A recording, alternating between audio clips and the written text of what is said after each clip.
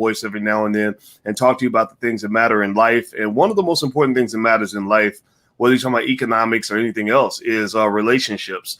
And relationships and family are one of the critical keys to wealth. One of those things that gives you a chance to survive in the next generation. One of the ways to acquire and to maintain your assets. And there are some people who feel that Black love has been under attack, that Black love has been threatened for a very long time, ever since slavery, divisions on the plantation. And so I want to welcome you guys to this conversation. DrBoyceTV.com is the home for intelligent Black people. So if you're not Black and intelligent, you may want to get out of here. So do me a favor, hit the thumbs up button, hit the share button, hit the subscribe button. Shout out what city you're from. Let us know what city you're from.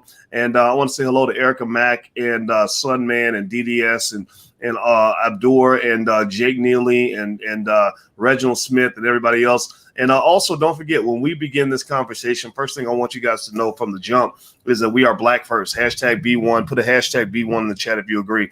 Black first means that we put our community first. It means that we save ourselves before we save anybody else. It means that we also realize that we must be one in order to become successful. So if you agree with this philosophy, then put a hashtag B1 in the chat. Put your hashtag B1 in the chat if you agree with that perspective. And what's going on, Jake? I see he says, greetings, Uncle Boyce. Well, greetings to you too. All right, so let's just jump right into the conversation. Let me introduce our guest so far. I think Ro Graniwa is coming in. I don't know. I haven't heard from her this morning, but Noma Langa's here. Noma Langa Mushali Moses is a contributor to Fly Nubian Queen TV.com. I see John F. Thomas. He's in the building. What's going on, John? And also Chanel Walker, aka Madam President. She's the CEO and founder of the Freedom Company, and also just a really cool lady. So I'm going to say hello to all the panelists. How's everybody doing today? Morning, Dr. Watkins. Pretty good. All right, good to see you. Hi.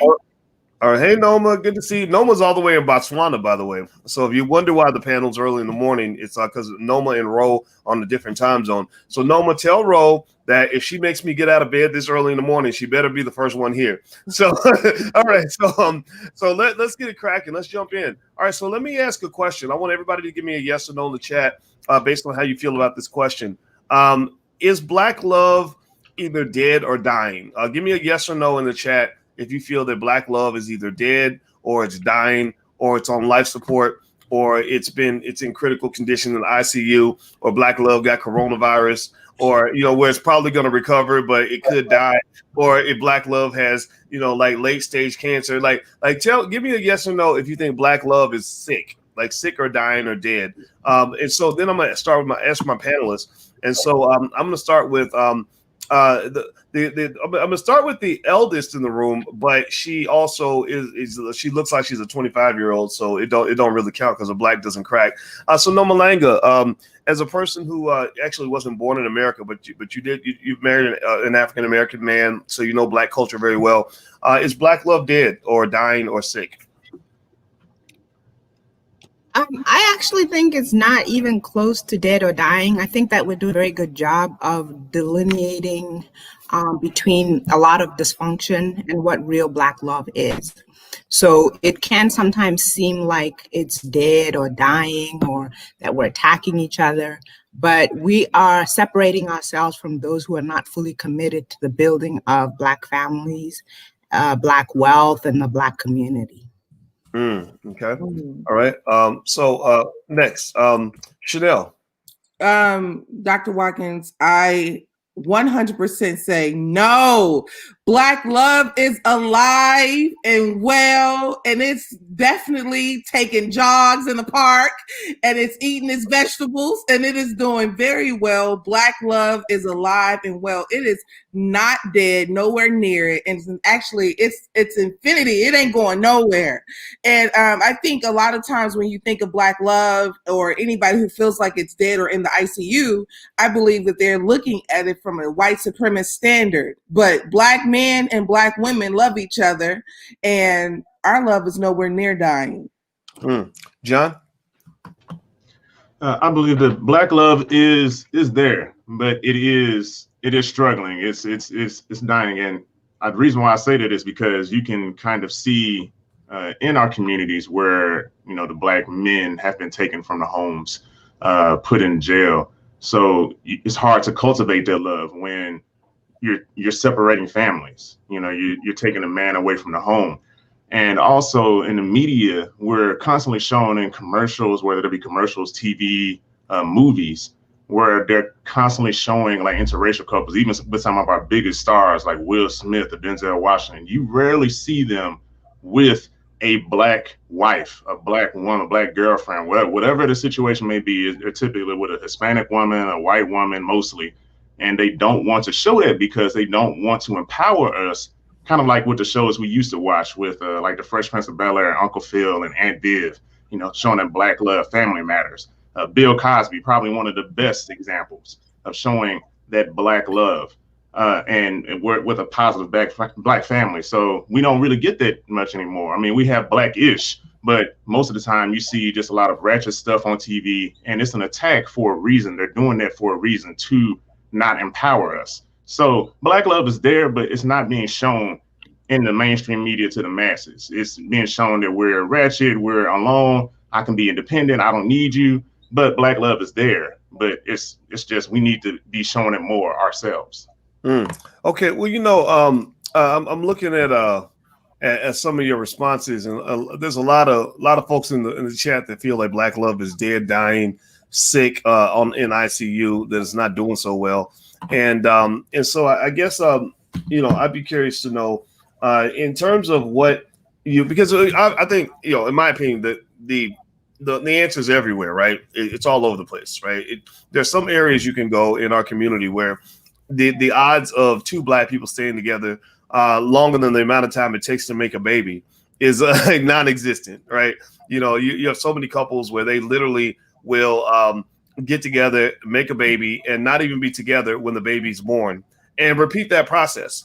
Like, you've seen people repeat that, like over like 4 babies in a row, 4 baby daddies in a row, or 4 baby mamas in a row, right? And so I think, but then you obviously, as you mentioned, you have the segment that's kind of breaking away from all the nonsense and all the chaos. But I'd be curious to know if black for the areas where black love is dying, starting with you, Noma, what do you think are some of the factors that might have killed it? Like, what do you think are some of the factors in this society that, in America in particular, where black love has been under attack? Where people just kind of feel that black love is not, you know, that it's not that it's not the healthiest or the best choice. That black women have big issues with black men.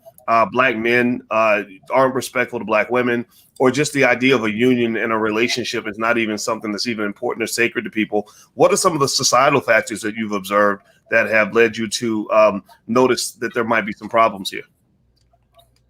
See, I think one of the problems, and the gentleman here, I'm sorry, our names are not on the screen. I know you, I know Chanel, but I'm not familiar with the gentleman. But one of the things, John, okay. One of the things that John rightly pointed out is he talked about how the media depicts us. I'm fortunate enough not to get my reality from the media. I actually know Black people who love each other and care about each other. I come from, you know, generations and generations of Black love. Even when I've been, you know, I've lived in America since I was 19 years old. I was only really around married people who loved each other and were committed to each other. So my reality doesn't come from the media. And we do have to understand that the general population has no vested interest in our success. It has no vested interest in us breaking away from them, because we're still attached to the mainstream culture as slaves in just a different way. Okay, we're usually the ones in the most debt. We're usually the ones incarcerated. We're usually the ones whose women are supporting the households. So there's a lot of slavery that we are still in, and it's attached to the general population. So it really does not bear well for them to give us the reality that we can separate from the general population and be successful. That's one of the factors. And then, yeah, there are real things that are happening. A lot of families are broken, but again, and you can't lie. Or you can't deny statistics. I mean, I remember back in the day, we used to say, oh my goodness, 60% of Black households are led by a Black woman. Then it was 70. And I think now we're up to about 80, right? So that's real. But like I said, one of the things that I have become really committed to is recognizing that not everybody necessarily wants us to be successful, even amongst ourselves. And the thing is, you have to work with the willing. There are people who are committed to the Black family. There are people who are committed to the Black community. And those are the people who you have to kind of, for lack of a better word, use to turn our situation around. Okay. So Chanel, I'd be curious to ask you, in terms of like, I know you have a lot of experience in media. Even before Chanel started the Freedom Company, she's worked with a lot of people from Oprah Winfrey to Tyler Perry to Ava DuVernay, and been behind the scenes on a lot of great, film projects and stuff like that. So you've had a real key insight into media and how media, everything from the righteous to the ratchet. And I'd be curious to know if you have a perception on the way media might have played a part in how Black love is even portrayed on screen, and whether or not that's played a part in terms of how we view each other. What do you think? Absolutely. Well, first of all, Dr. Watkins, I just want to say absolutely. Media plays a role into every single aspect of how we view one another. Okay. So one of the issues I would say in our community is we are a group of people who require love in general is not linear. It's not this straight line. Oh, I see this person, I like them, and we, get married and happily ever after. It don't work like that anymore. So a lot of times, we have a lot of self-development, self-hate that we have to fight through in our communities. So when you have a community who's been stripped of their complete identity, stripped of their last name, stripped of their resources, stripped of their everything, then you let them love each other. So then we try to figure out, how to have self-love and then also love one another. So I'm going to close this out because I know I don't have a lot of time because I know other people got to go. But what I want to just tie this in and say, if the media is portraying what the most beautiful woman in the world looks like, and men are trying to associate themselves with having access to the most beautiful woman in the world, but they're going to constantly, basically determine who men find beautiful and how men treat women that they find beautiful. So you'll find, first of all, Black men enjoy and love Black women. We got colorism issues in our community that we haven't completely dealt with. So I believe that as for love, we require a lot of work, and we shouldn't discard one another because there's work involved. And most of all, we together go further. So we shouldn't separate ourselves from one another. And I do believe we're missing intentionality behind love and community and relationships and things of that nature. So yeah, of course you can just have a baby if if you don't have any intention behind the relationship and be done in 9 months. But we should be moving with intentionality. That's all I got to say on that. Okay. Well, by the way, I want to tell the panelists, the reason I had to hit the mute button is just because I heard some background noise. So what I'll do is I can unmute you, of course, when you speak, because that's the only way we can hear you. But there's no disrespect. I just want to make sure everybody that we get rid of the echo. But I think that that to your point, you talked about intentionality, and by the way, Ro Grunion Noir is here. Did I say that? Ro, did I say your name right? Is that? Let me know. Say it for me. Say it for me again. Grunion Noir. Grunion Noir. Did I get it right? Yes. Okay, I'm gonna keep practicing. All right. I mentioned y'all last time I failed French class. So, in fact, speaking of Black love, I had my first crush in French class in the 10th grade. There was a pretty Black girl that sat in the front row who made straight A's, and I made straight D's, and all I would do was just sit there in class and look at her the whole time, which puts you in the weird mind of a 15-year-old boy. So actually, before we move to Ro, I'm gonna ask you about this, John, and then Ro, I'd like your take on this. Chanel talked about intentionality, and I think that when you talk about building an excellent community, building an excellent family, building an excellent life, those things don't tend to happen by accident. Those things tend to happen intentionally. Those things tend to happen when you have a plan to create an excellent life, right? So when you think about things like family planning, Like I know we got Planned Parenthood out here, but I don't relate to that. I'm not, because it comes with so much baggage. But just when you talk about planning parenthood, planning familyhood, planning relationships, I don't hear a lot of talk about planning. I don't hear a lot of people. I hear people talk about love like it's just this spontaneous thing where you just go outside and so one day the sunshine, the birds are chirping, and there's a big explosion, and then the rest of your life just suddenly happens out of nowhere. I think that's a recipe for disaster. You know, when you're planning your future by just saying like, I'm gonna lock myself into the first big button of smile that I run into, or the first guy who comes in who's dressed in a really nice suit, who says a couple nice words to me. I'm gonna go ahead and have his baby. It seems to me that that's almost where a lot of us are, that we don't even think about how the rest of our life actually happens, and then it happens, and then we're blown away. Can you talk a little bit, John? And I think you have to unmute yourself, John, because I can't unmute you on this end. The importance of intentionality and planning, and whether or not you see a lot of that happening or not happening. Yeah, intentionality is very important, because without intentionality, you're just going off of random chance. And when you leave yourself up to chance, you open yourself up to a lot of things that can happen that you don't plan for and that you weren't prepping for, and life just tends to spiral because you never planned, you were never intentional. And I would like to give a lot of credit to my mom and my dad growing up, because just like random things, like my mom, she would be cooking in the kitchen and she would call me in, I'm trying to watch TV, and she'd come on in here and help me cook. No, you need to know how to cook, because I'm not going to raise no man that don't know how to cook for his wife or don't know how to cook for his kids and stuff like that. And I'd be like, oh, I'm trying to watch this show. But that helps, because now I can get in the kitchen, and even though I don't like have a wife right now, but I'm cooking for myself. I'm prepping for the week. And if I had any kids, I can go ahead and take care of them. They don't have to worry about where's my next meal going to come from. We're eating McDonald's all the time, stuff like that. And that helps save money. So that also helps with me saving for my family. So I'm not spending unnecessarily all the time.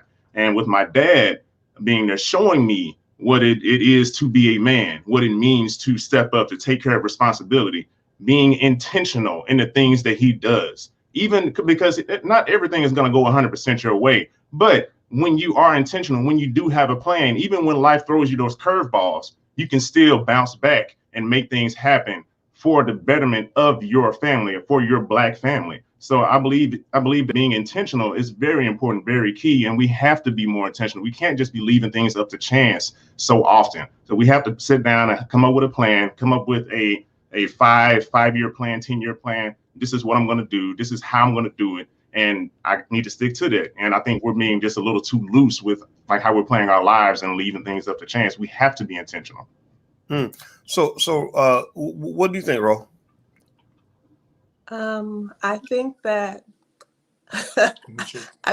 can you hear me well? I think that you all might not like my answer. I think that Americans cannot trust themselves to create good families at all.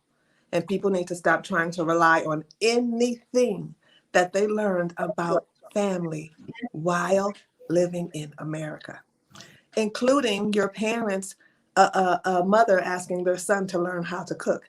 We are so African rooted in what we teach, what we study, what we learn, that gender roles is something that we have to get back to as African people, to honor ourselves and also to make sure that we succeed. We can't do like other people and try to apply that to us just because we were ripped from our culture. It's important for us to get back to our roots.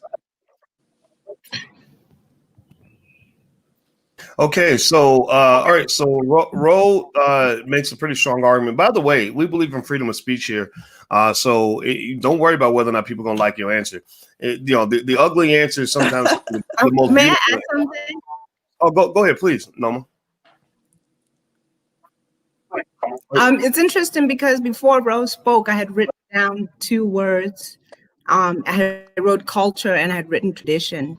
And that's where intention comes from. Our traditions and our cultures do have to kind of evolve over time, but they're rooted in things that have been proven to work for hundreds, maybe thousands of years. And the further we stray away from those things, the more trouble we get into. And the more we move back to those things, the better we do.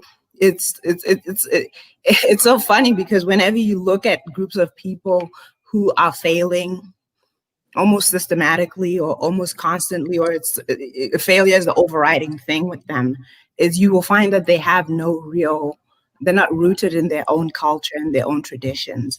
And when they move back into their own cultures and their own traditions and embrace them, they begin to do well. Wow. I think that's a great point. And let's drill into that.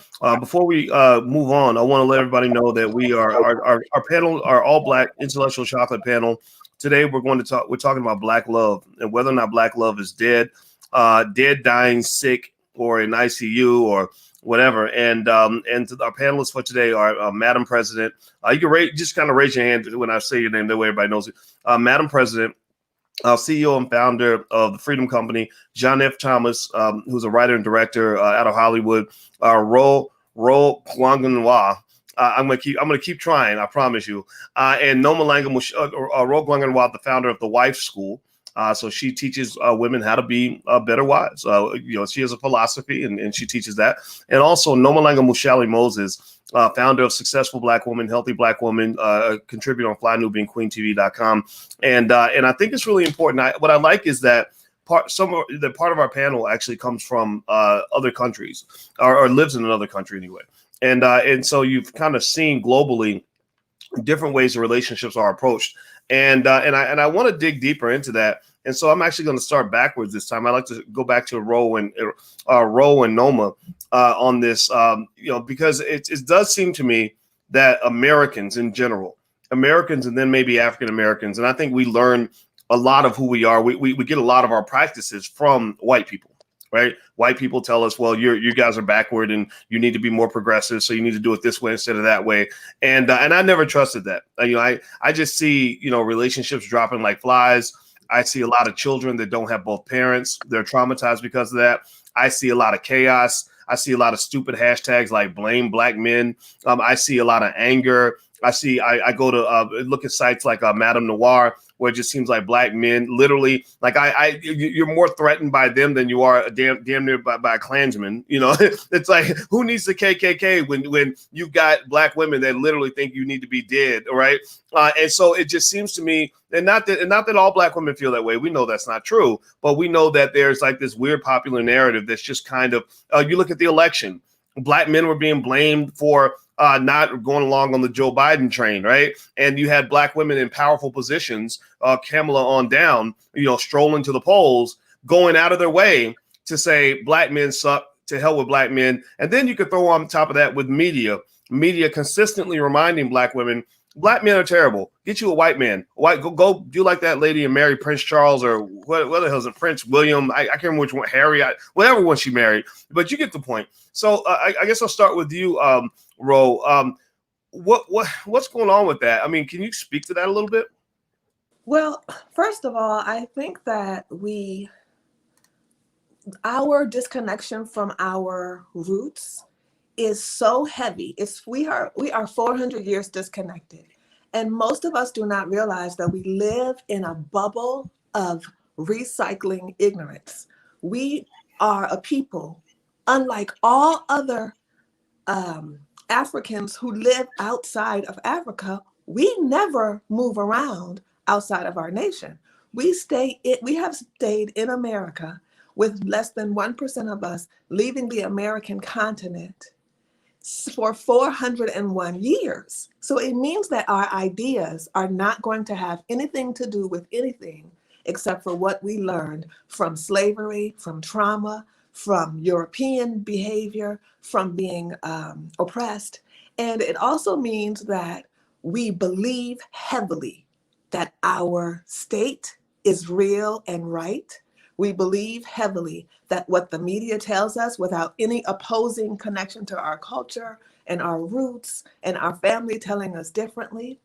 And we're not even connected strong enough to our own parents to have success in any kind of personal way, and especially not in any type of successful way for our generations. We are a people who are focused on what we want, material things, and fun. And it is completely against our African culture to be so focused on those three things, when in reality, our African roots teaches us to be group oriented, thinking of the group all the time, thinking of what the group needs to progress.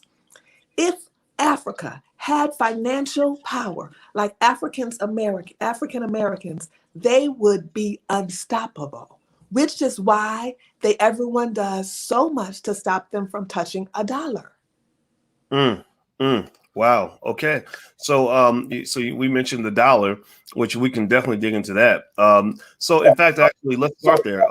So Nomalanga, please feel free to respond to what Roger said, but also, I tend to, I actually, I knew it, but I know your family. I met your family in Botswana, and your family and your extraordinary father, rest in power.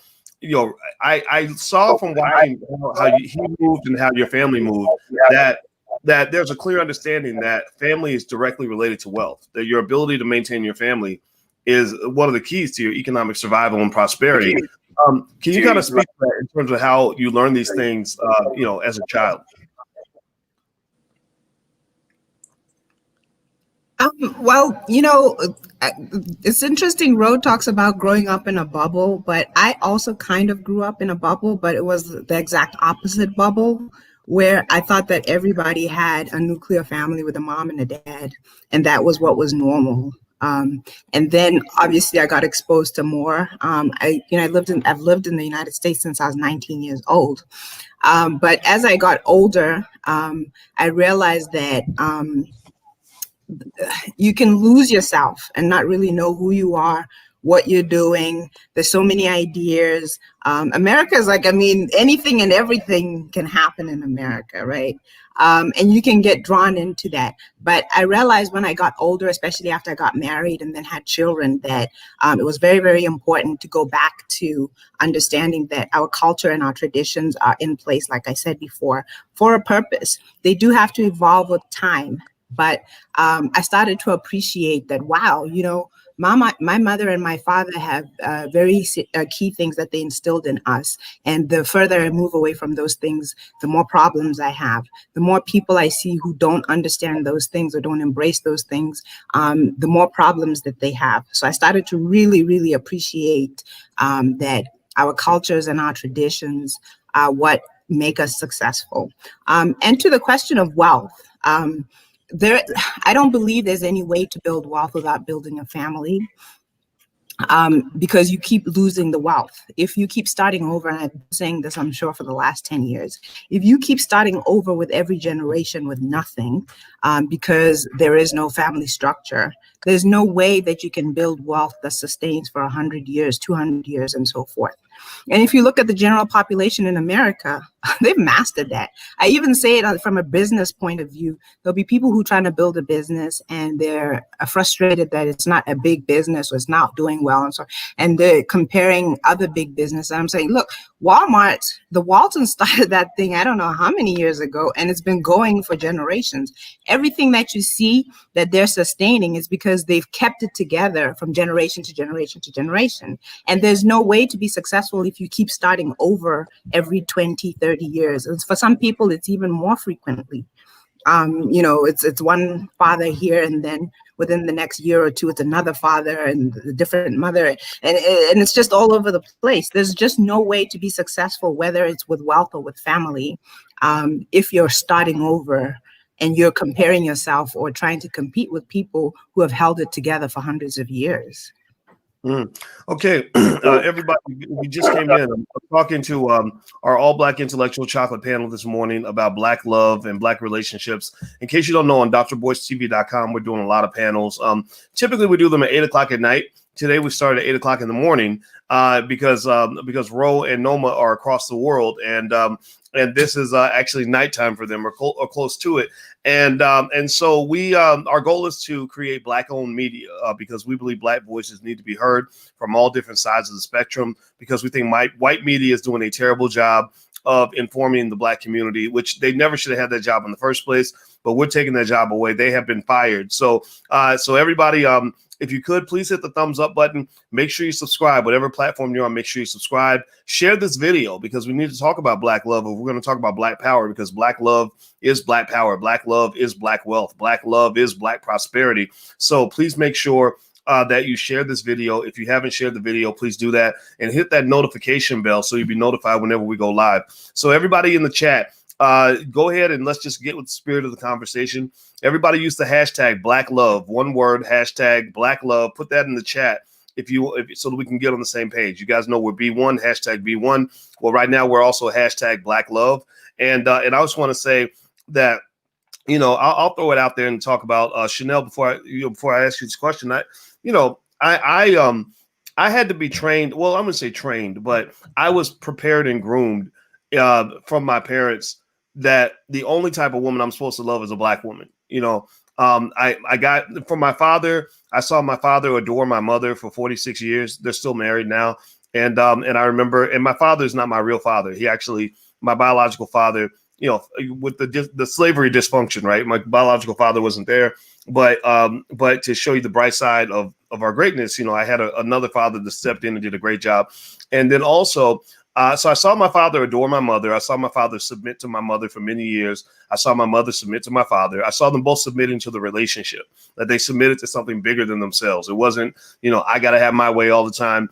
Sometimes you get your way, sometimes I get mine. I also saw my mother really give a type of respect to my father that I don't always see in a lot of relationships. I see a lot of disrespect. And I will say that I don't tolerate disrespect in my life. The feminists, the hardcore feminists really hate people like me because it's like, no, I'm a man. You're not going to make me into a little boy. I don't care how hard you try. It's not going to happen. But anyway, with that said, though, one of the way I was groomed to love a Black woman was I remember my mother, when I was 16 years old, my mother explained to me that she said, and this is her view, right? She wasn't a college professor or anything, but in her view, she said, it's really hard, in America to find a quality Black man. And that was her experience, right? And I remember hearing that, and I felt like it was my job to make sure that I was available and I was there for a Black woman. It just, at that moment, I said, okay, if I get married, I'm not marrying anybody other than a Black woman. And that's the way it was. I met white women, they'd hit on me. It was like being hit on by a puppy or something. Like it didn't even register. It's like, you mean I'm actually allowed to sleep with people like you? Like no disrespect to them, but I just didn't. I was like, no, I'm here for a Black woman. That's all it's going to be. That's how it's going to go down. So, it seems to me that obviously everybody doesn't have that perspective, I don't know if they should or not. I don't care about that. But tell me about media in terms of how hard it seems that media works to just, really say to Black people, like, you don't need each other, because you go to Hollywood, there are Black men out there that won't even go near a Black woman. They won't even let the Black women into the clubs and stuff like that. Like it's appalling. But then you've got TV shows like Scandal and, whatever, where it's like Scandal is really, I don't know, give me a yes or no, guys, if you're kind of appalled by the whole theme of Scandal, where you got this really beautiful, amazing Black woman who's like, I don't want a Black man. I would just rather be the white man's side chick because he's the president of the United States. Like that bothers me. I don't know. Tell me what you think about media, Chanel, and how that kind of plays out in terms of how our relationships have evolved over time. Well, I think it was similar. This was similar. The question was similar previously. And the media, I think James Baldwin said it best. The white man cannot fool you. He doesn't have any new tricks up his sleeve when it comes to, white supremacy. The thing about the media is it's constantly perpetuating this idea that if you look at love and hip hop and things like that, then love within us do not exist. And the truth is, love within us really do exist. And media is doing its job, it's doing its role. If you got to think about this, and I'm glad you asked this because I've been wanting to make this reference to other people for a minute when it came to Birth of a Nation with Nate Parker. So the original Birth of a Nation, 100 years ago, it's a black and white film, and basically there's this part where the white woman is scared to death by a black man, and they go on a hunt to find this black man, right? So if you fast forward 100+ years, what did they do to Nate Parker when he created Birth of a Nation? This is real. I saw this. I watched it. I said to myself, this is crazy. How the history repeat itself like this? But what it dawned on me was white supremacy is committed to white supremacy. It does not care how it needs to formulate a story. It's going to stick to that story nonstop. So the thing about these groups here, Dr. Watkins, your audience is supposed to be the space for intelligent Black people. So the thing about this audience is what regular Black folk are experiencing. It shouldn't be happening with this audience, because this is the audience for the conscious community, where they have a sense of awareness that okay, I know what's in front of me. I know what I'm dealing with. So I got to handle Black love differently than everybody else. So one of the things that Rose said that I completely agree with, I mean, culture and tradition, those things matter. If culture and tradition was rooted in our communities in the magnitude of which it should, then the media would have absolutely no jurisdiction of how we move as a unit. But because we have no culture and tradition within ourselves, besides the one that white supremacy created for us on a plantation, you got to think about this. Black American people, either we are submitting to white supremacy, or we are rebelling against it. But anything that we decide is still on the realm of white supremacy. Our life is surrounded by we're rebelling from it or submitting to it. So a person like myself grew up inner city of Chicago. Father killed at 12 years old. Mother had me at 15 years old. You know, white supremacy was under the impression that I probably was supposed to be pregnant with children, or locked up, and amongst a million other things. But because of consciousness and awareness of intelligence and, will, then, I have to constantly work to reject that. And even from the media standpoint, the media is doing its job 24/7. I would just say that if white supremacy is the owner of media, then in the words of James Baldwin, the white man cannot fool you. He does not have tricks up his sleeve. I think that we need to be incredibly careful when it comes to giving these people so much power over us in our minds. I don't think that we need to stand by and compare ourselves to a reaction to white supremacy. We need to remember that this whole concept of white is all made up. It really just does not exist. All people come from Africa.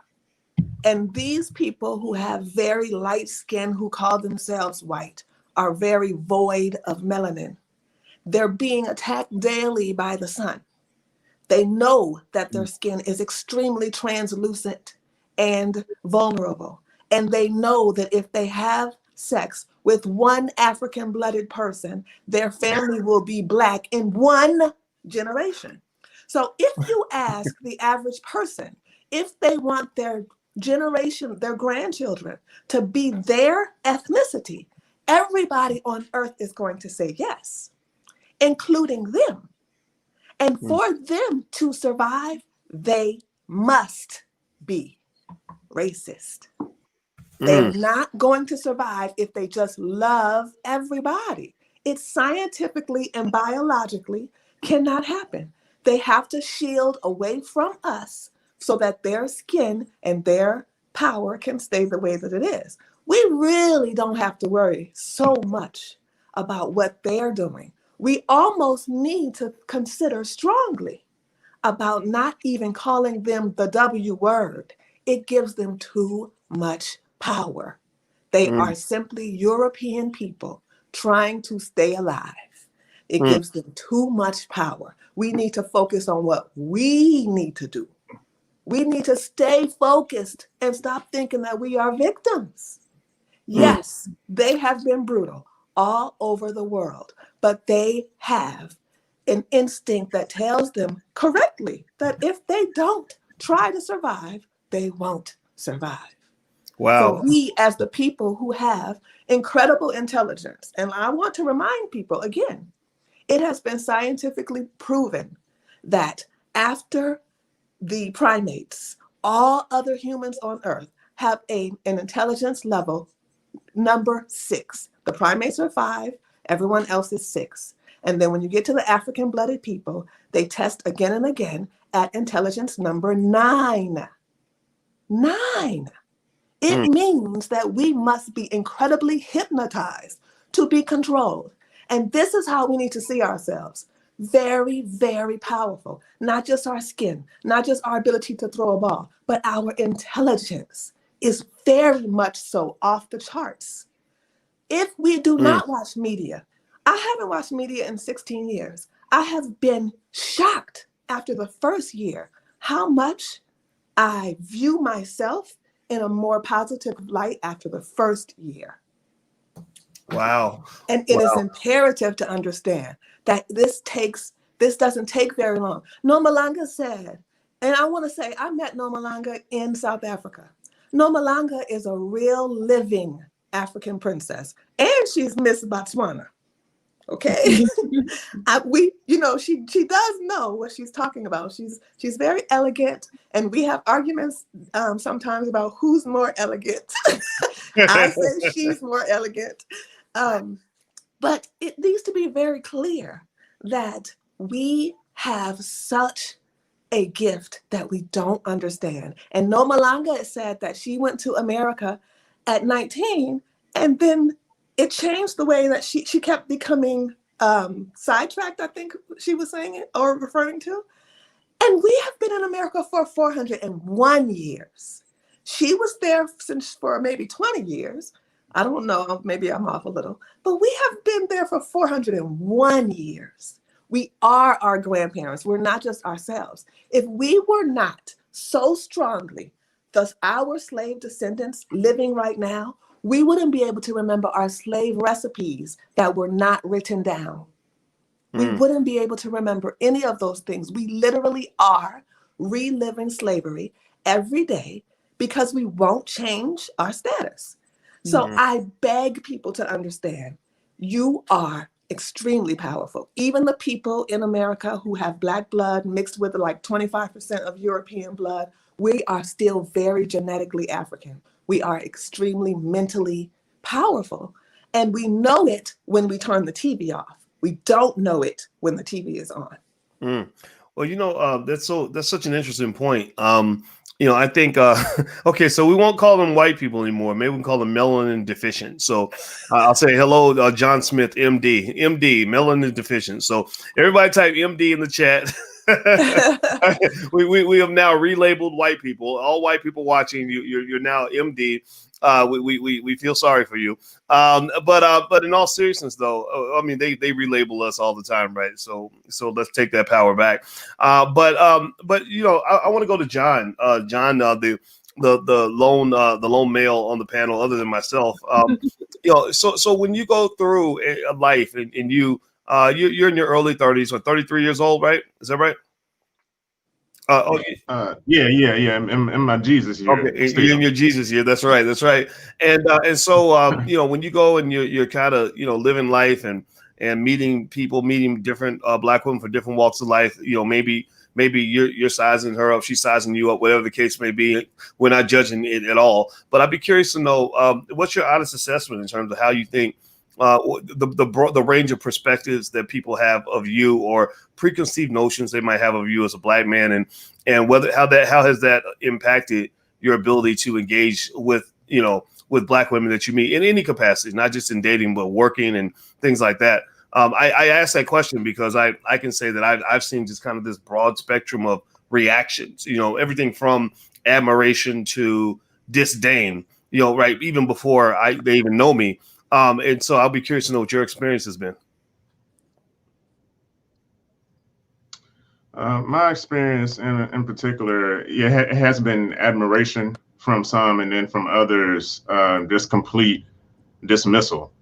Mainly because I am not what is being marketed to them per se. I'm not the typical guy. I'm not a thug. I'm not I don't have gold in my mouth. You know, I'm not walking around talking in a broken, you know, accent or with a huge dialect. I have a Southern, you know, twang when I do talk, and I can talk there when I get around a few friends, like, you know, but, you know, for the most part, I talk like this, you know, and they turns, you know, some of them off because it's like, oh, or I'm looked at as, oh, that's the guy this guy I settle down with later on. Right now I'm having fun. Really? I'll come back to him when I'm done.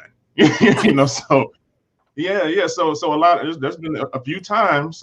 Some girls I've been in school with where they've been talking, you know, without they, you know, had their fun, and then they hit me up after they, you know, had like the 2 kids or whatever, or they just, you know, talked to I don't know how many different dudes, and then they're like, oh, you know, well, I always liked you. You know, I always thought you were very smart and blah blah blah. So I was just like, okay, so I was supposed to wait 10 years for you to get ready. You know, so I was like, get out of here. Oh, so I mean, I just wanted go to ahead, say that as a person who, like my husband and I, we match people for marriage, and literally after seeing you last time and this time, you would be a prime candidate that we would match people with, and we can't find a lot of people, and so it looks like American Black women can't see a marriage material guy in front of them. I mean, they look at me for the most part. Actually, I've been told from a few women, they were like, "Oh, I thought you liked white girls, so that's why I didn't talk to you." And I was just sitting there thinking, like, I mean, which I guess I get it, because, you know, we all look at people and we're like, oh, like, especially maybe the way I dress and whatever and stuff like that. I don't dress like the typical Black dude that they show on TV, where I got the, you know, the hat turned to the side and, you know, my pants sagging all that. I'm not dressing like that. But at the same time, it's just like, well, you know, just ask me. I have a question. Yeah. I have a question. Because I haven't been in America. Do they actually believe that the thug-looking guy is a good choice, or are these guys just pursuing them? I don't think it's a matter of seeing them as a good choice or bad choice. It's really like attraction. It's almost like, you know, your attraction instinct is sometimes disconnected from your logic, right? Like, you're not thinking like, okay, this is a really good rational choice for me. It's I think that this experience is going to make me feel good. Okay. You know, like a guy who sleeps with a stripper or something, right? I have another question. Are they actually attracted to the guy with the hat turned to the side and the grill? And yeah, it's almost like it's a thrill factor, right? You know, because it's just like, oh man, like this. You know, I am in shock. I mean, this like in the teenage. I mean, same thing. Like, you know, Dr. Boyce was saying, like, you know, you look at the most younger guys and look at the girl that's, you know, wearing the super short, tiny, you know, booty shorts and got the breasts on it. Not that I would necessarily take her home to mom, but it's just like, hey, I'm out here. That's a thrill. I'm having fun. And then for the most part, once you get like maybe to late 20s, early 30s, that's when most people that I tend to have seen so far start getting serious. So like, let me have all my fun. Let me get all the little crazy stuff out the way. Oh, okay, now it's time for me to get serious. And sorry, you know, and I might have two kids to bring with me. You know, so can you, you know, be with my 2 kids as well? So I can remember liking and being attracted to marriage quality men since I was like 4 years old. You know, I can remember not even wanting to sit next to adult males who looked like they were problems since I was like 4 years old. I'm kind of wondering. I mean, I'm not kind of wondering. I know that this has some kind of connection to not having a father in the home. You know, we often forget that although statistics say 75, 78% of Black Americans grew up with no father in the home, even most fathers that were in the home were ran by the women in there. So a lot of us are just totally confused by that. I could never be attracted to a male that my father was repulsed by. Well, in the media, and I'll say this, and I'll let somebody else speak. Which you all are right. Like, we need to turn the TV off more, but in media, it's more so marketed. Like the people like myself or like Dr. Boyce, we aren't, or scientists or doctors or lawyers, Black, people in these positions, they aren't marketed as, oh, this is what you should, look up to strive for. It's more so of the ballers or the thugs and stuff like that. So that's what's marketed as, oh man, that's what you should get. So that's why with hip hop, it's more so of the guys that are the thugs, the dangerous and stuff like that. And we are a part of that problem because we keep promoting that as well. But that's what's marketed out there. So for a person like me, not saying that there aren't women who aren't attracted to me, but a good portion of the women aren't per se until much later. It's just like, oh, okay, now I'm ready to talk to you because I've tried all these guys. It didn't work. Okay, I guess I'll call John. He can. I know he'll take care of me. Well, give me 1 second, Ro. Let me show you something.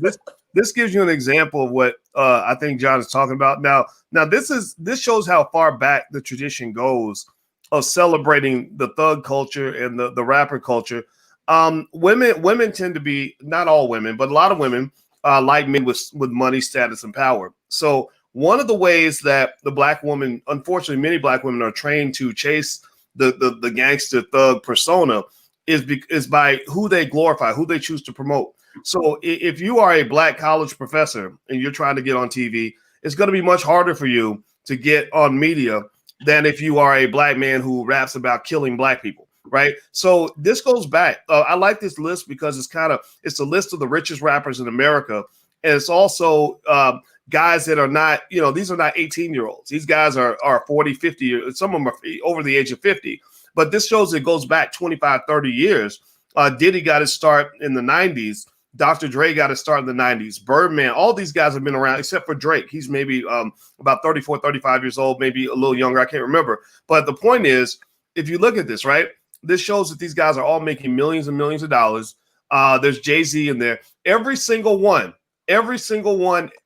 of these guys, except Drake, started off as a thug, as a street guy, as a gangster. That was the thing, right? And now Drake wasn't a gangster, but Drake, he spends a lot of time rapping in the hood, about the hood, utilizing hood culture. He's the Degrassi guy who just learned how to imitate. He learns how to play a character, right? And then if you go to, like I said, a younger generation, I'll switch to another image. It's only gotten worse over time, right? That rapper is Young Thug. Young Thug is a guy who, he's mentally ill. He comes to me and he's not just the only one. I mean, there's a lot of guys that do the same thing, and it's this really, when you see this, which is really kind of sad, is you don't see something that says, okay, this guy's going to be a great father to your kids, or this guy is not going to give you an STD, because some of the rappers love to brag about how they've had sex with 1,000 women in the last 6 or 7 months or whatever. He doesn't come off to me as a guy that's going to bring peace and good things to your life. But a lot of young girls, because they don't have a father in the home, they don't have the father there to kind of show them what a solid Black man looks like. Many of them admire these men, like they are attracted to these men. They want to lay down with these men. And as a father, it's very hard for me because I know what that comes with. I don't judge that, but I know thugs. I know guys that will bring all kinds of rain hell onto your life. And so for me, it becomes very frustrating to see the cycle where you want to run off and go get pregnant with a thug, but then you want me to feel sorry for you when all that shit falls apart. Excuse my French. Because it's very predictable.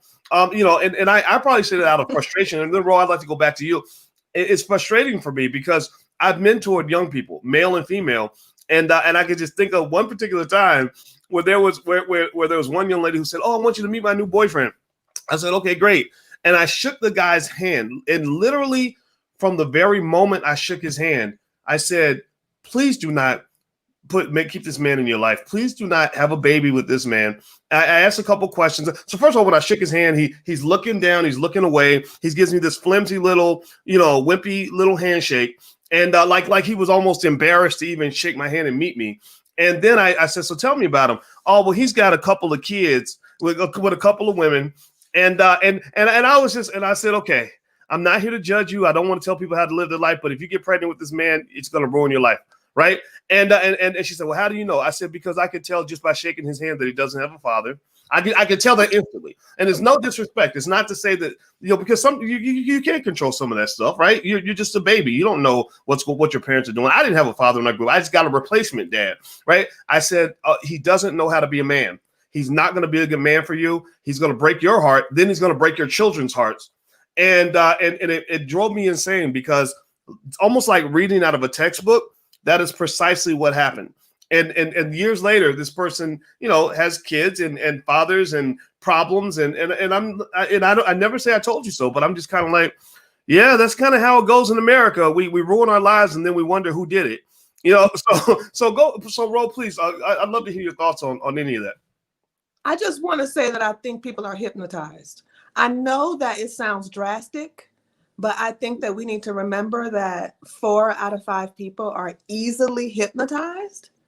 Easily hypnotized. And in the first few seconds that you're watching any media, especially the media where, you have people who have put together different sounds and different camera angles in order to make sure that you stay hypnotized, or even some twirly thing in the background. Those things are for, all of them shows, all of them are for hypnotizing you. They hypnotize you and then they give you the message. So we're just actually judging people who are probably hypnotized. I'm not kidding. And I really believe that the pain and the shock of having a baby, being left alone, being abandoned, being beaten, being cheated on, and all that other foolishness that comes with the ghetto life, it puts people into reality, at least momentarily. But I also know that Malanga wanted to say something. Go ahead, Noma. Is Noma muted? Hold on, I think Noma might be muted. Let me see if I can unmute you. Let's see. There we go. Go ahead, Noma, please. I think. Yeah, I was gonna say, because right at the beginning I talked about. Can you hear me? There's a little bit of a delay, but it's okay. We can be patient. Yeah, that's a little bit of a delay.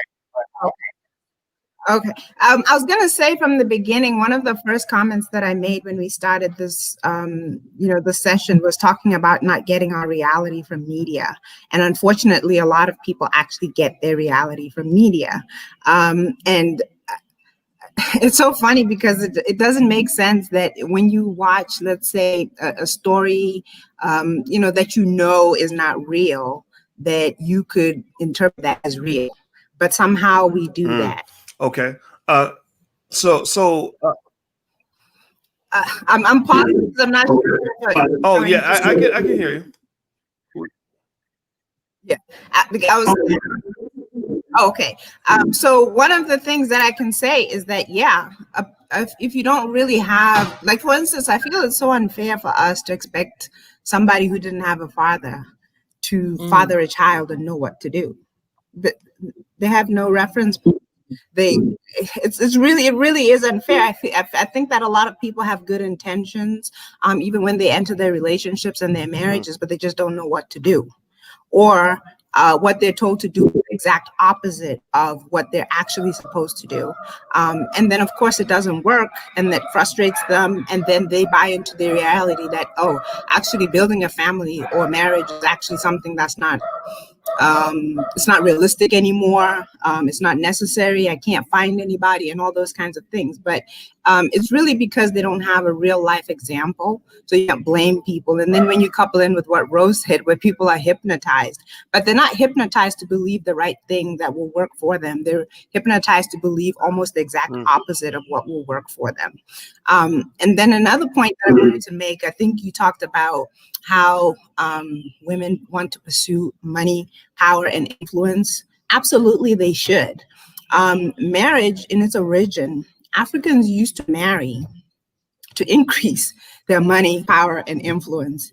When you talk about arranged marriages, you usually wanted your daughter or your son to marry into a family where combined you would have more money, power, and influence. So that's a natural thing that we should want.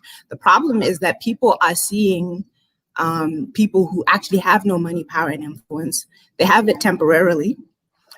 But if you go and look at Jay-Z's dad, he had no money, power, and influence.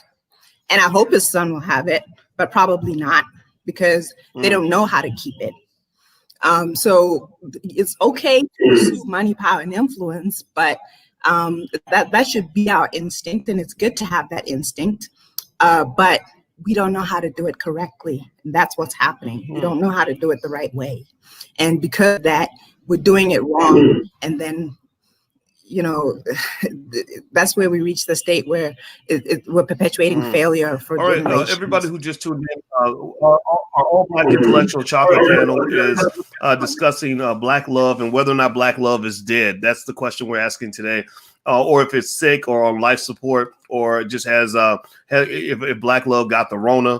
And so if you are here from any of the platforms, do us a quick solid. Please hit the thumbs up button, share, subscribe. If you're on Twitter, please retweet. If you're on Facebook, please share. If you're on YouTube, please make sure you hit the thumbs up button right now. Thumbs up, thumbs up, thumbs up. Hit the subscribe button. Hit the notification bell. You can also text the word Boyce to 31996 if you'd like to get text notifications when we go live. Some of you came in because you got a text from me this morning.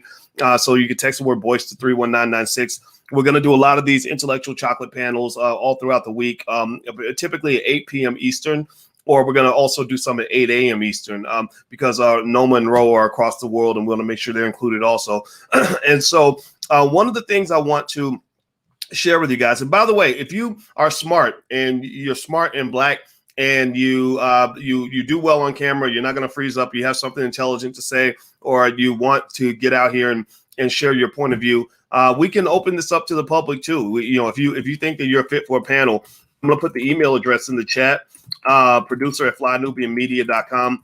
It's right there in the chat right now. So feel free to send your bio over, or if even best, if you have a YouTube channel or a clip of yourself or something, send it over. You got to be ready, but we love to include some of the smart people in the community or subject matter experts, because we believe Black people should control media. So we're going to take this thing over. All right. So I'm going to show you the panel and everyone watching a clip of a trailer for a film that we made called The Black Love Blueprint.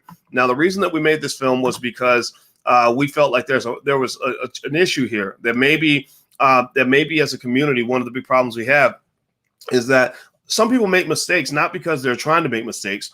Nobody deliberately chooses to want to consistently ruin their life, right? A lot of people have good intentions and it turns out bad. So we realized that a lot of people just don't have the frame of reference. I had a conversation with David Banner once. I remember we were talking about our fathers and how much admiration we have for our fathers. And he jokingly said, he said, sometimes I get in a situation, I don't know what to do.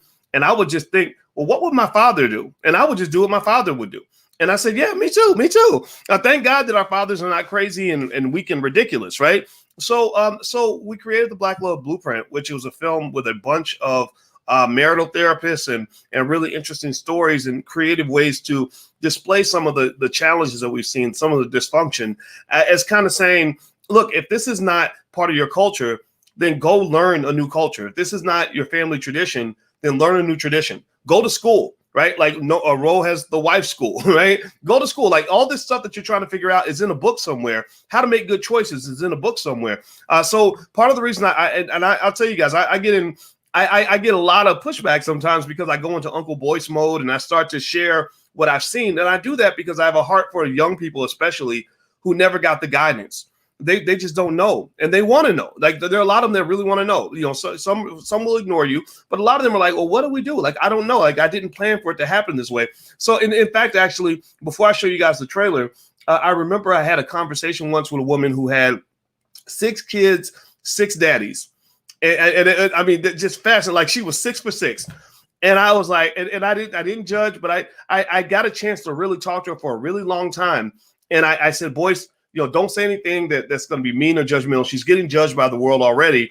Because she's a very nice lady, very smart.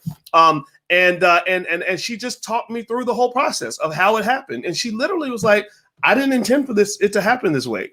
Every time I thought it was going to work out, and it just, so I think a lot of times we just make mistakes and we don't know, right? So I'm going to show you guys the trailer for this film, and I'd like to get a response. I'll start with you, Madam President. After I show this trailer, I'd like to get your thoughts on this. particularly based on what you're seeing in the trailer here, and how we can maybe move forward, because we're solution oriented here, right? There's no point in talking about any of this if we don't have a solution. So let me pull this up on my screen. Hopefully I won't mess up the technology, because I always do. And so here's a trailer for a film that we made in Brooklyn in the summer 2017 called The Black Love Blueprint. Here we go. And ask, is there something wrong with Black relationships? For many of us, yes. We're subjected to racism systemically. We're subjected to violence within our community. We're subjected to violence outside of our community. And we're not dealing with the trauma that it causes.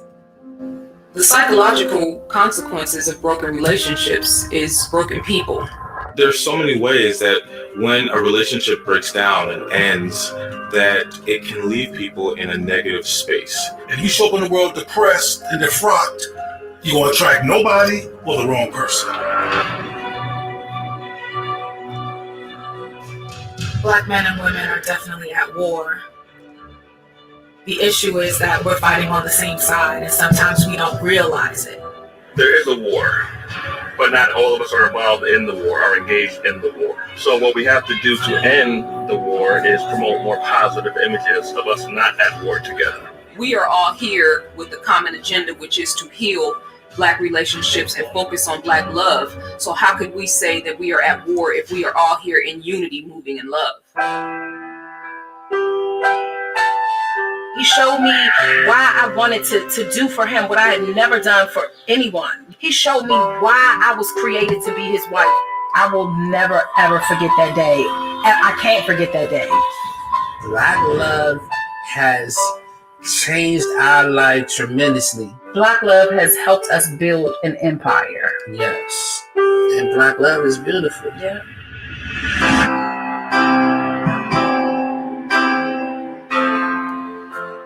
It was very important to me to be in a committed relationship, an intentionally committed relationship, because I believe in nation building, and to show other people that it can be done, and that we might have to push through it, we might have to fight through something, but it's far more important to our legacy as Black people to stay in a relationship and to win than to let outside forces break us down.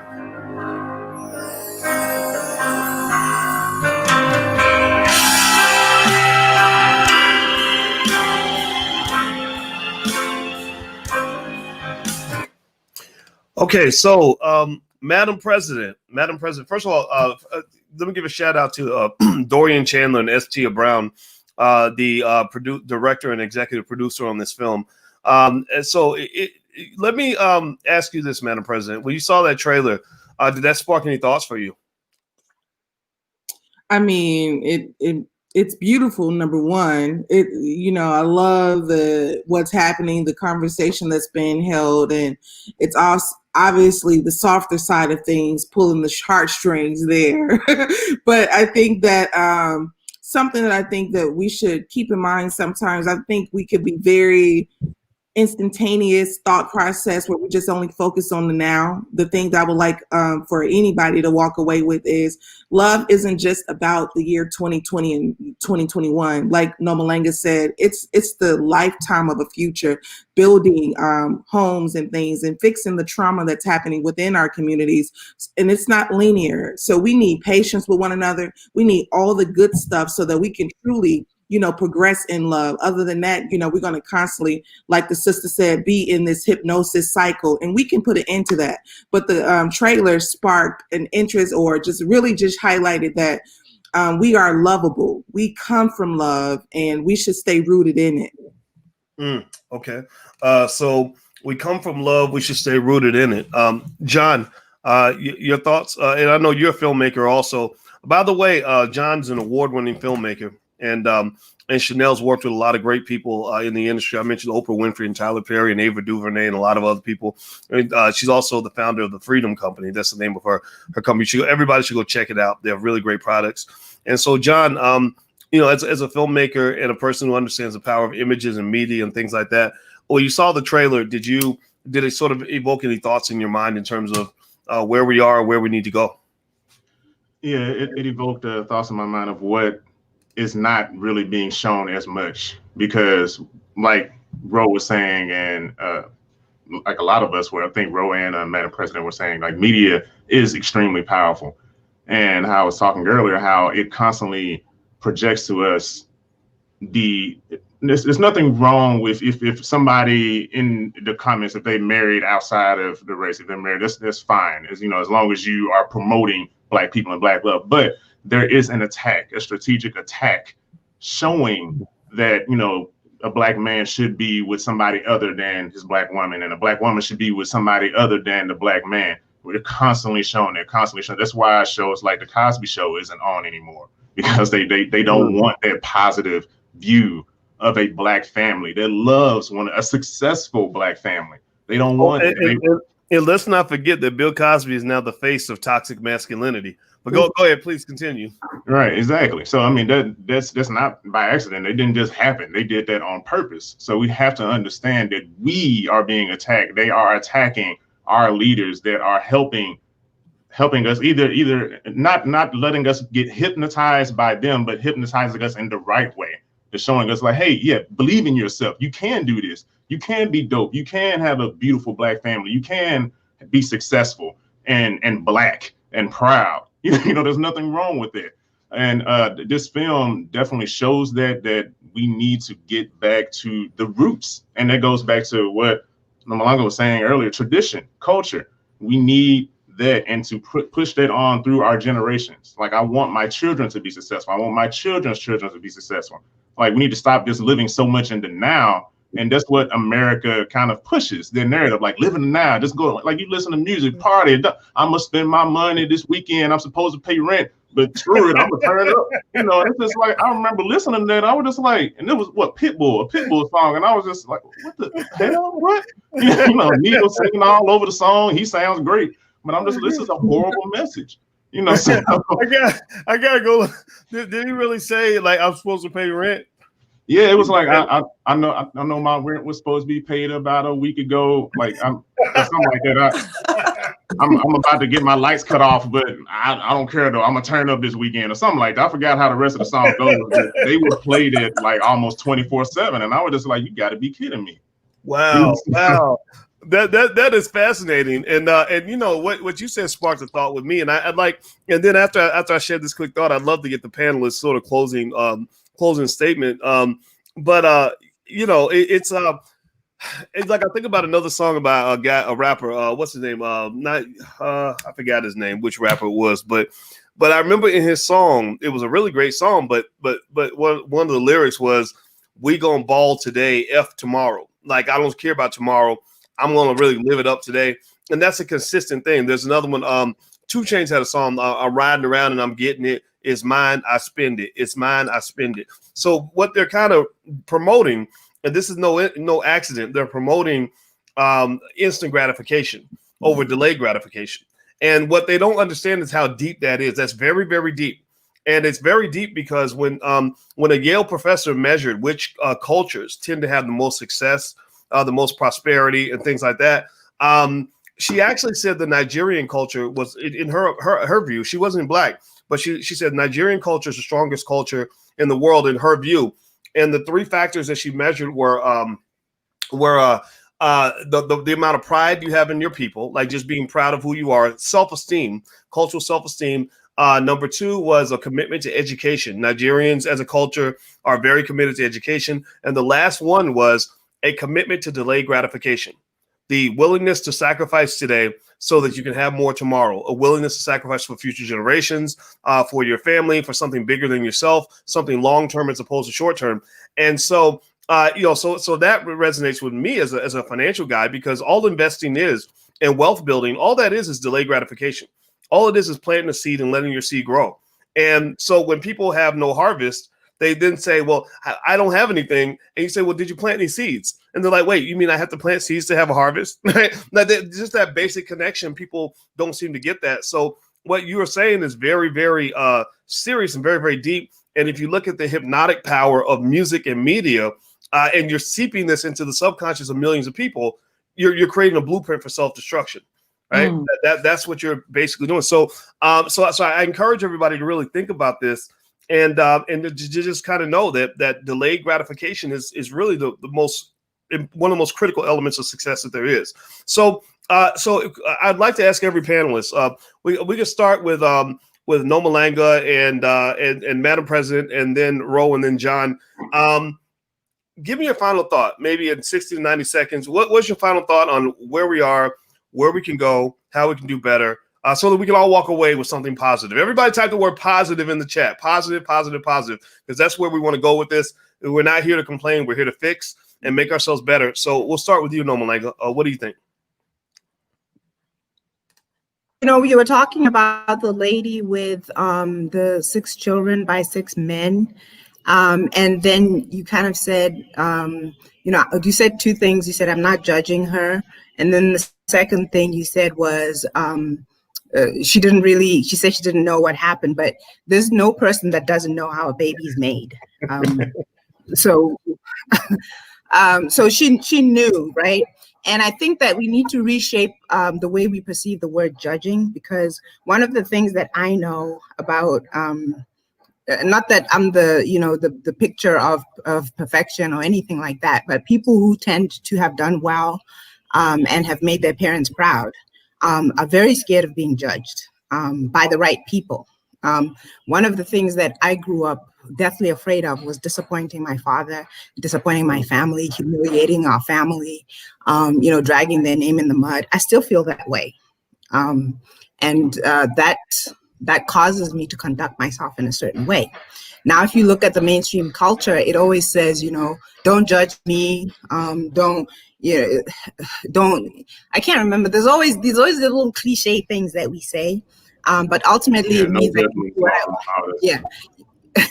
yeah. But ultimately it boils down to, I can do whatever I want. But then when I have the wrong results, I still want people to feel sorry for me because I got the wrong results. So the 2 things that we need to do is understand that consequences, there are consequences. And if you decide that you want the freedom to do anything, be anything, or whatever, then those consequences are not going to be something that we can turn around and say we're not judging you for, because we should be judging you. That's, I mean, even our own children, that's how we tell them right from wrong. You judge their behavior and you say, this part is okay, do this, you'll be successful if you do this, and this is not okay, and bad things will happen if you do this. But we are creating this culture of where it's almost like we pretend there are no consequences, but they are, because we're all living, and if we're not living with it, we're seeing other people living with it. And then this whole don't judge me culture, we absolutely need to judge each other. We absolutely need to raise our standards. We absolutely need to hold each other accountable. So I always worry when somebody says, don't judge me, because they're going down a road that you know is going to have some horrible consequences.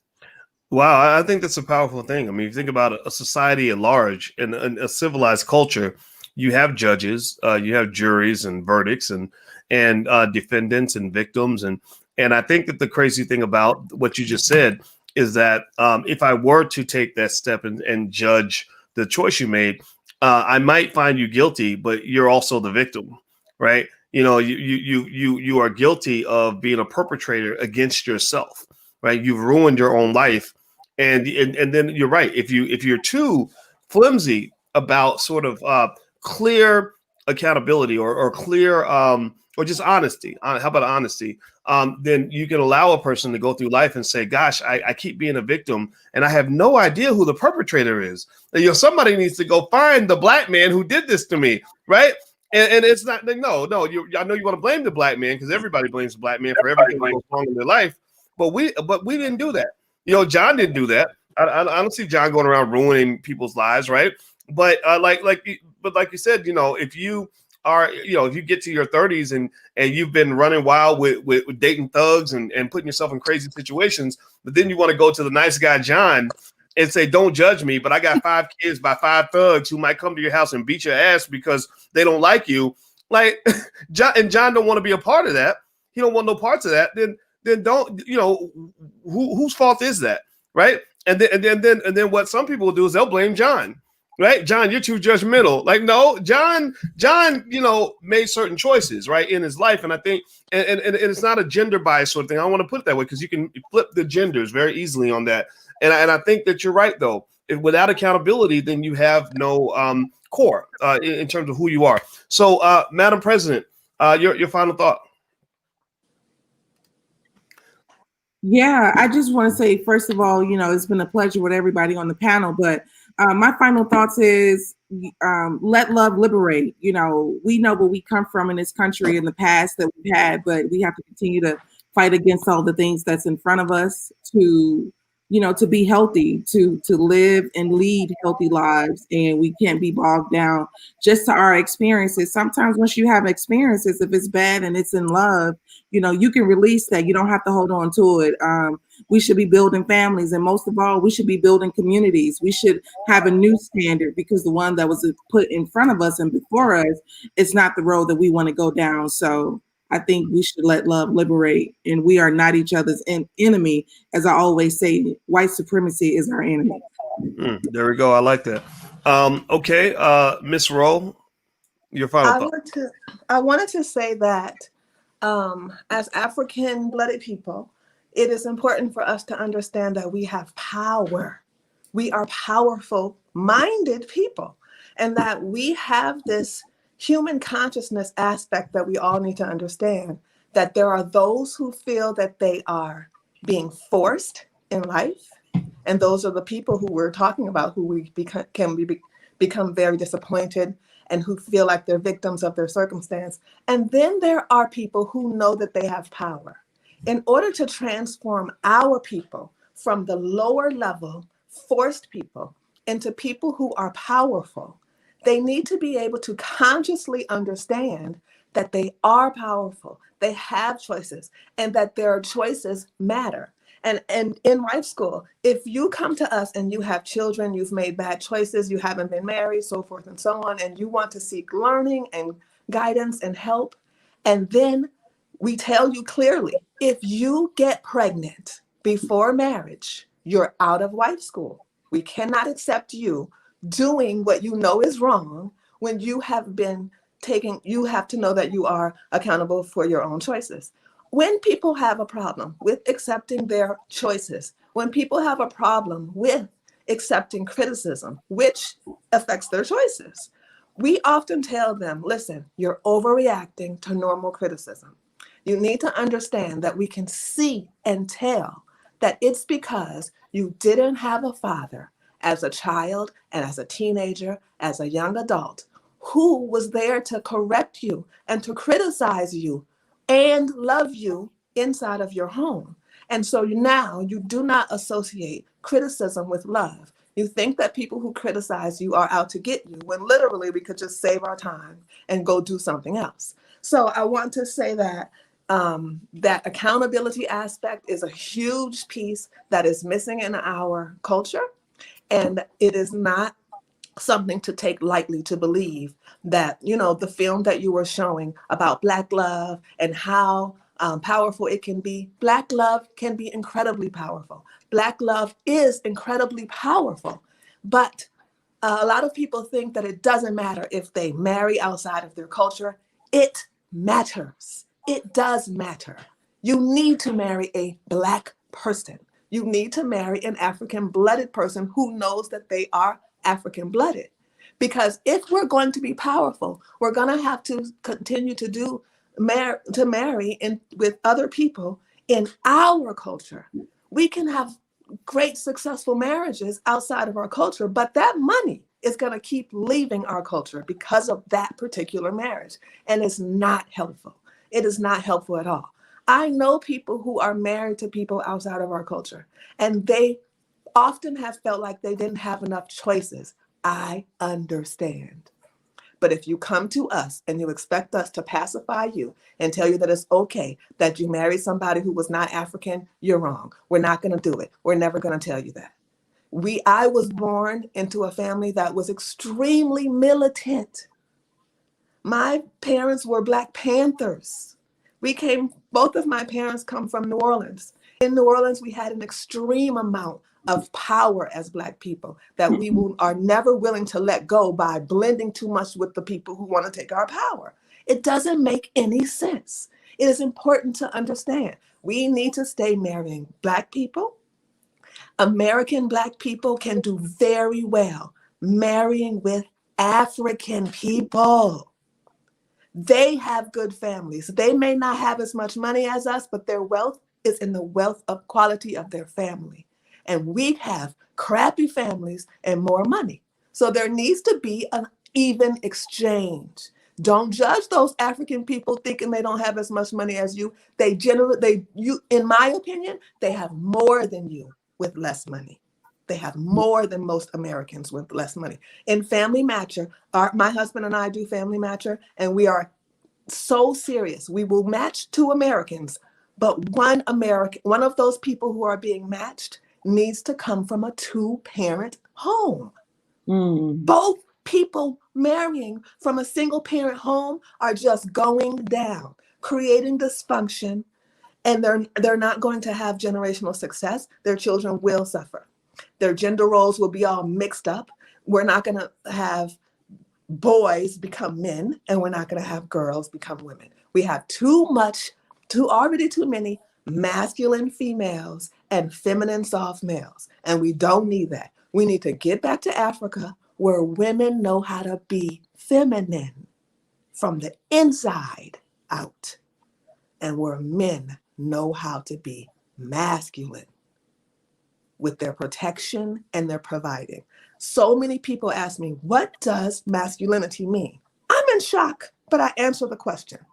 Masculinity is the instinct to protect and provide for one woman and her offspring. Even a man who may have multiple wives, still focusing on one woman. And feminine instinct, femininity, is the instinct to nurture others. Women who talk about nurturing themselves first so that they can nurture their family, they're all wrong. You're supposed to teach your family how to treat you. And it goes in a circle.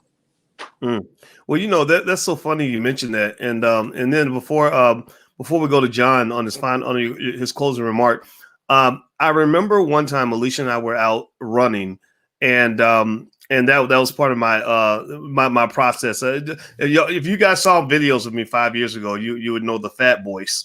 I used to be a chubby guy, and I get mortified when I look at my videos from 5 years ago. I can't imagine what I'd look like now if I hadn't let her change me and get me out here running. So we're out running, and I'm hopping along, and I hate running, by the way, but I didn't want to die, so it was a crazy choice. And so we're out here running, and we're running down this path that's next to a creek. And on this narrow path, we suddenly see this goose. And this goose is standing in the middle of the path, like a gangster. Like he's like, you don't want none of this, right? And I'm like, you're just a goose. Like, I'm a man. Like, I'm not, birds don't scare me. And so I started moving. We said, okay, well, let's just run around the goose. So we try to run around the goose. The goose moves over and gets in our way. And then, so we go the other way. He moves over the other way. And then I start moving closer, and his neck starts to get really long. Like he's stretching himself to be tall. Like I'm about to whoop your ass. I'm like, what is going on? This gangster goose is like stopping us from passing down this road. And then I'm like, oh man, I'm not going to get pumped by a goose. So I take another step. And then he makes some weird noise and like he's ready to fight me to the death. So I was like, okay, what is going on? And I looked over to the side, and I saw that his woman was sitting on an egg, and she was just sitting there, just like didn't have a care in the world, didn't even know that it was about to go down between me and her husband, right? And she's just sitting there, and she's just as relaxed as she could be. And she's feeling well protected. And because her husband was like, I got this, baby, I got this. You just go take care of the kids. I got this, right? and here's the thing, right? That's really interesting, right? Nobody taught this goose to do these things. He didn't go to college. He's not, he doesn't know how to read. He's not, so I that made me really think about what you're talking about, just the nature of masculinity, provide, protect, the nature of femininity, what that looks like, right? And I said, this goose understands more about his masculine nature that a lot of human beings understand. Like you have to be deep. You have to have that programmed out of you to not understand, you know, how you were made, how God made you from day one. Right. So that story about the goose always stuck with me. I didn't mess with the goose. We went the other way. Right. I don't know who would have won the fight, but I wasn't about to test my luck because this goose I've never in my life been intimidated by a bird. Right.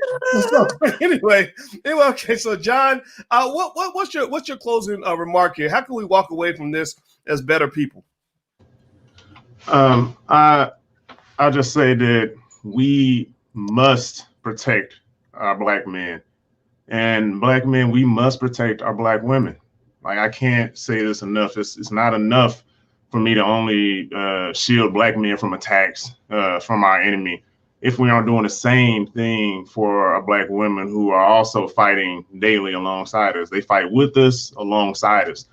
We must fight together in love, support, and trust, and have pride in Black love, promote Black love, and re-educate ourselves on what submission truly means. Like, don't let our enemy, like white supremacy, constantly tell us what love is supposed to mean. Like, they are running us into the ground. They're running this world into the ground, and like the world is starting to become more and more and more loveless because it's becoming so selfish now. Yet we have enough love to love everybody in the world, because we constantly do. We're constantly loving everybody, giving love to this community, that community, this community, that community, except for ourselves. Like, we need to start turning that love inwards and reshape the world as we see fit, you know, in the right way. And we can do it. So we have that God-given love, and that birth came from us. We just have to reclaim it and be proud in our one-of-a-kind love. We have the power. We had it all along. We just need to start believing it and believing in ourselves and in our Black men and women. And I haven't given up, and you shouldn't either. So Black love, Black power. Well, I like that. It. Go ahead. What'd you say? It's so real because, yeah, all lives matter. Okay, yeah, on the surface they do. But we truly need to focus on ourselves. Every other group focuses on themselves to make sure that they are secure. When we have melanin deficient people who are constantly trying to get into white school, and I mean constantly, and paying the $30,000, okay? They're constantly trying to get in, and we say, sorry, this is not for you. They become in shock because we reject their money. If we were to let them in, things would be easier for us because more of our African-blooded people would accept white school for being a good thing if they saw them inside of it. But so many times people like to forget. And I say to the melanin deficient people, we need to focus on ourselves. We need to be able to focus on our success because our people are going extinct. And do you know that they say to me, fair enough. I love it. Well, you know, and I agree with that. The same thing with the Black Business School. I put the word Black in there deliberately to make sure we were never tempted to try to be something other than what we were supposed to be. And every time we come on the podcast, you guys know this, put your hashtag B1 in the chat if you know what that means.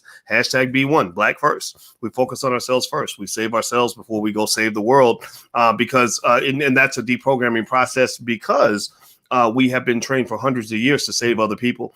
If you read Powernomics, Black Labor, White Wealth, Dr. Claude Anderson talks about meritorious manumission, where slaves were rewarded for saving white people. That was how you got status. That was how you got your freedom.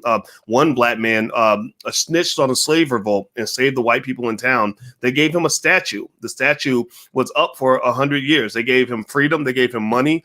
So he became the man, you know, because he saved white people. I really want to say that as Black people, we need to understand that that does not mean that we're stupid. The reason that we do this is because our compassion, our human level is higher. We have more compassion than other people. When you have more compassion than other people, it means that your human consciousness level is actually higher. It goes back to the intelligence thing. It doesn't mean we're stupid. It actually means we're more intelligent. We're able to love a bunch of people, and most people on earth can love two people. But the natural African person can love a whole bunch of people with genuine love, like the gentleman was saying earlier before. We also have Black Wealth U, Black Wealth University, and that's where people go for their wife school studies. And we put the word Black on purpose too, so that people know, listen, this is our thing. I love it. I love it. Okay, so we got our final statements from all of our panelists, and so I want to say thank you very much for a great conversation. We have gone on for an hour and 35 minutes and 6 seconds, and that seems like a perfect time for us to say that we are glad we did this. I think that we're all better. I hope you guys will join me in giving a digital thank you, a digital round of applause to the panelists, Noma Langa Mushali Moses. By the way, Noma's website, I didn't get a chance to mention it. Noma does free homeschool Q&A sessions every Thursday. So if you're looking for ways to homeschool your kids more effectively, you can go to theblackHomeschoolNetwork.com, theblackHomeschoolNetwork.com. Also, Ro, what's the URL for the wife school? Black Wealth U. Oh, Black Wealth U. Black Wealth okay. U.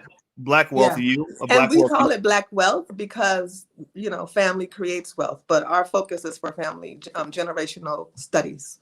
Okay. All right. Excellent. And John, by the way, your film, the JT Effect, was that a movie you made? Oh no, that's my podcast. Oh, okay. The JT, yeah. Emoticall is a movie, the short film. Yeah. Emoticall won some awards, and so you should go look up John JT Slim Cutter is how you follow him. Also, JT Effects is the name of his podcast. He's also made an award-winning film called the Emoticall. Yeah, Emoticall. It's like emotion and rational put together. All right, Emoticall. Yeah. And Chanel, Madam President, what is the URL for the Freedoms? Wait, is it the Freedom Store or? Hold on. Wait, let me turn this up. Let me turn you on. Say it again. Oh, it's the Freedom.company. Freedom Company. Okay, so it's the Freedom.company. Okay, the freedom.company. Okay. So, and by the way, panelists, when you guys come in, feel free to put your URL right there next to your name. That way, when I pop it up there, we'll get it right. Make sure everybody knows about what you guys have going on. So I want to say thank you very much to the panelists. Thank you all for hanging out with us. Do me a favor, hit the thumbs up button, share, subscribe button if you haven't done it yet. And also as far as the film division goes, you guys know we're taking over Black media. I'm announcing that now. We're already reaching 1 million Black people a week. We're gonna go to 2 million, 5 million, 10 million because we are taking over media. Black media is rising all over the place. You got Vicky Dillard who's talking to 1 million people a week. Like we're shifting narratives, and this is a strategy. So we'd love your support and participation in this. 2 things going on. Number one, 2 things you can do is share this video. If you could, please hit the link, grab the link, and share it to your social media. Give me a yes in the chat if you agree to do that. Hit the thumbs up button, subscribe button. Make sure you subscribe. Hit the notification bell. Also, we work with Black filmmakers. A lot of great Black filmmakers in our community that should get mainstream attention. So we are using the platform to give them the exposure they deserve, support they deserve. So 2 film projects that we're connected with that we want you to know about. Great movies. One is we do Black Movie Night about once a month, blackmovienight.net. That's the URL on the screen. Our next film is on the 17th. We're bringing in filmmaker Mark Harris. Mark Harris, you've seen his films on BET and TV One and a lot of places, and his film is called Stock Option. Mark has agreed to come in and show his film for free. So we need you to show up. It won't cost you a penny. Go to blackmovienight.net. Just get your pass, click the link, and register. And we're going to watch that film together and have a panel discussion after the film about the film with the director. He's going to bring a couple of the actors, etc. It's a high quality project. Mark was a high quality guy, an excellent filmmaker, and he's openly rejected Hollywood. He's been invited to Hollywood. They offered him millions of dollars. He said, I don't want to be a part of that culture because I have a culture. He's in Inglewood, a part of Chicago that doesn't get a good reputation, but he's resurrecting Inglewood, with his film festival. So blackmovienight.net is how you can register. Another film is Happy, Hapi. Happy. I'm an executive producer on the film Happy. It was made by Taki Grant. It took 5 years to make this movie and a lot of money that Taki put into this film. What Taki did was he traveled all throughout the world on his own dime, and he basically established, along with a series of Black experts, the roots of modern economics and how it goes back to ancient Africa, how Africans were responsible for pretty much all the economic systems that exist right now that Europeans take credit for. He did an excellent job. It's a super high quality film. And so you can feel free to go to blackmovienight.net as well to get a ticket to that screening. Now, that one's not free, but Black Movie Night, the Mark Harris's film, won't cost you anything, but I encourage you to participate in both. So the last piece here is if you have an interest in real estate, the Black Business School has Black Real Estate Weekend, which takes place on the 19th. So if you have an interest in buying a home, a multifamily property, tax lien investing, whatever the case may be, you can go register for that at blackrealestateweekend.com. All right, so I'm done. I'm out of breath. There was a lot to say, but we have a lot going on. We're not just sitting here talking. We're not talking about it. We are about it. We're not just yapping. We're building. So let's keep building. Let's keep making ourselves strong. And thank you guys again. I appreciate all of your time, and we'll see you all soon. Have a good day. Bye-bye.